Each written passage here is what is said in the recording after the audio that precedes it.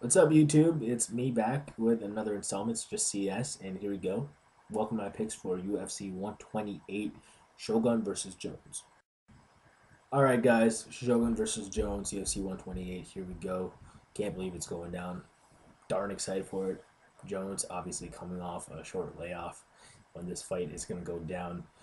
Hopefully, it benefits him. We'll see. Shogun's a tough guy, very talented, and yeah, we'll see what happens, but I'll get to that later. Let's start off with the first of the five main card bouts on the night, and it is between heavyweights Mirko Krokop and Brendan Schaub. All right, guys, Schaub Krokop probably the easiest fight to call on the main card. Gotta go with Brendan Schaub here. Very good kickboxer. Well, more like boxer. This guy is just not afraid to pull the trigger, and he hits like a dump truck. So I gotta go with him here. Damn, Crow Cop, he's just floundered in the past 3 or 4 years. He has not looked good. Afraid to pull the trigger for whatever reason. Maybe it's because he's in the cage, or maybe because he's old. What can I say? Like Pat Barry was giving him the fight that he wanted, but Pat Barry was beating him till he gassed, and then it took Crow Cop to beat him by submission. So like, I don't even know what to say about this guy anymore. Crow Cop used to be sick. He used to have those nasty head kicks and shit. But he's still the definition of a one-dimensional fighter. I'm not gonna say I'm not gonna say Schaub's not a one-dimensional fighter, because that's all we've seen out of him too. But when your one dimension isn't working, like Krokop's as of late, he's probably in trouble. Now he has to face this guy, Brendan Schaub, who's nasty as of late. So I gotta go with Brendan Schaub here. Krokop's giving me no reason to pick him in his last few fights. Like getting uber kneed by Frank Mir did not look good.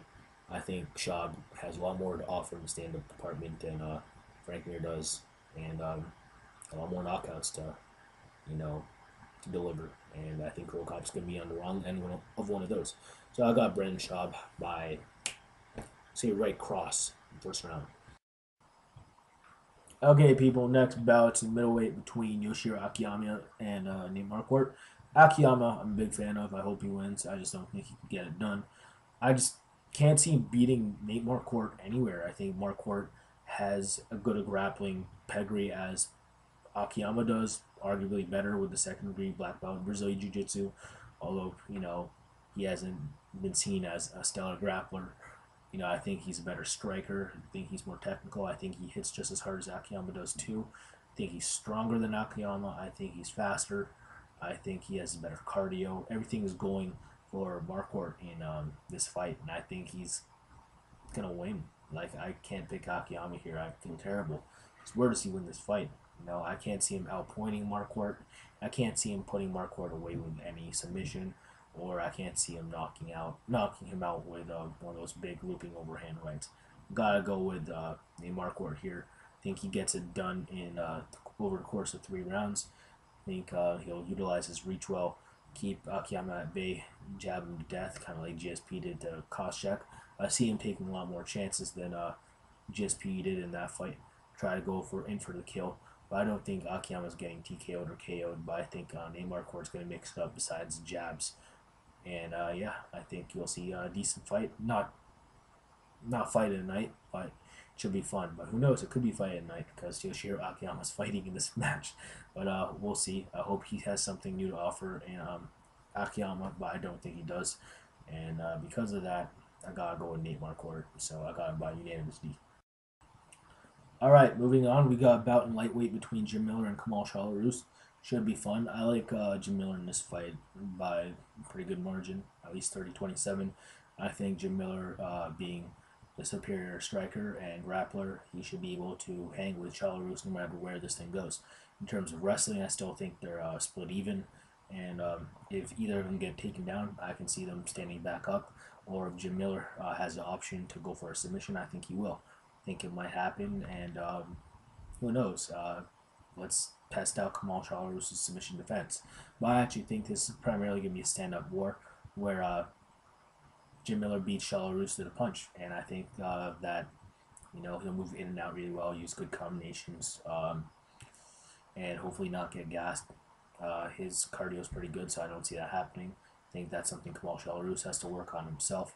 So yeah.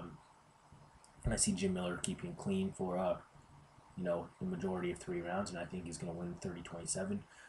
Just being a better stand-up fighter and being able to sprawl and brawl. So, got Jim Miller by a unanimous D. All right, guys, here we go.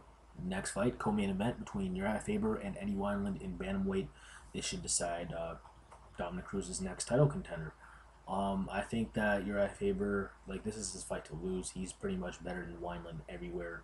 I think he has better hand speed. I think he's a better stand-up fighter, more aggressive, better submissions, and better wrestler, and better cardio. So I think he has a lot of things going for him here. Eddie Wineland's a very talented dude, but I just don't see him putting out Urijah Faber or being able to control him to win points and stuff.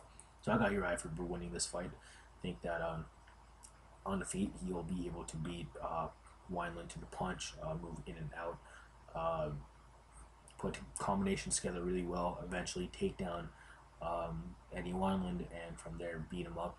Working for a TKO, but I think eventually he gets Wineland's back and sinks into hooks for a rear naked choke. So I got Urijah Faber winning by rear naked choke. I'm going to say in round 2.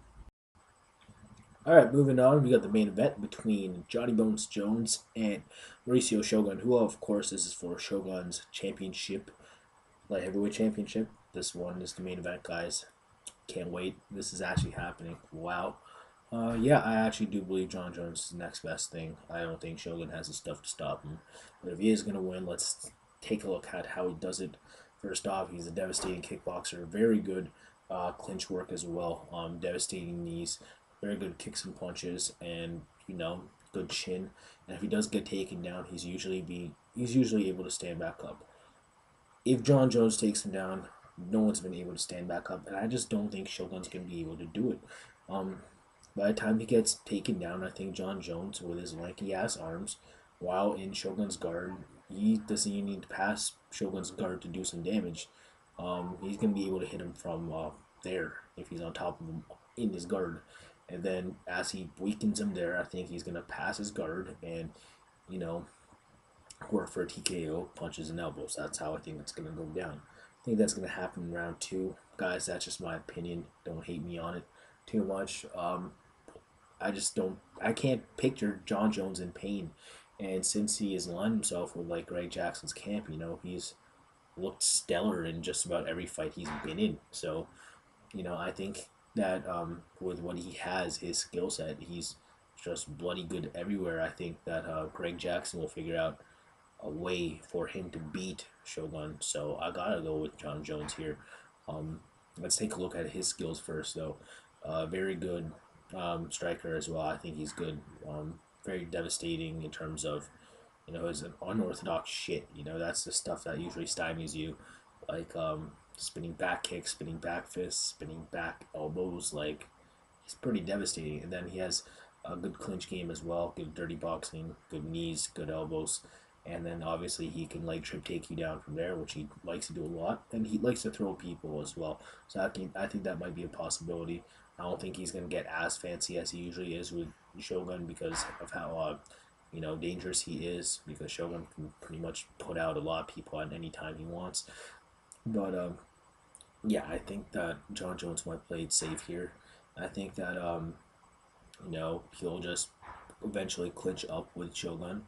Eventually, be in the clinch situation, and then I think what's going to happen is that John Jones works for a leg trip, land in Shogun's guard, and then from there, that's where he attempts to pass. When he does, he works for a TKO, and I think he's going to put him out with punches and elbows. I just cannot picture John Jones in pain. That's just my opinion. So I got to go with him. Second round TKO, punches and elbows. We'll see what happens. I'm pretty excited. Alright, guys, that's about it for my picks for UFC 128. Shogun versus Jones. Can't wait. Hope you guys enjoy the card. Hope you guys enjoyed my picks. If you guys have anything to say, say it. It deserves to be heard. I like hearing what you guys have to say. And I'm pretty much here for, you guys too. You know what I'm saying? So, yeah, I love all of you. Thank you for subscribing. If you haven't done so yet, if you want to, please do. And yeah, any feedback is most welcome. So, thanks for all of that. And yeah, I hope you guys enjoy the card. Take care and have a good weekend.